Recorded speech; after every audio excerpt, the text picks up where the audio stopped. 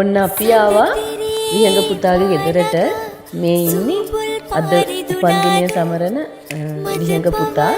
ඉතින් පුතේ ඔයාට සුබම සුබ උපන්දිනයක් වේවා කියලා හැනා ගැලරි අපි ප්‍රාර්ථනා කරනවා. ඒ වගේම මේ එයාට චූටි නංගි කෙනෙක් ඉන්නවා. ඉතින් ඒ නංගිටත් තෑගි අරගෙන තමයි අපි ගියේ. ඉතින් පුතේ ඔයාලා දෙන්නටම සුබ අනාගතයක් කියලා නැවත වතාවක් හැනා ගැලරි අපි ප්‍රාර්ථනා කරනවා.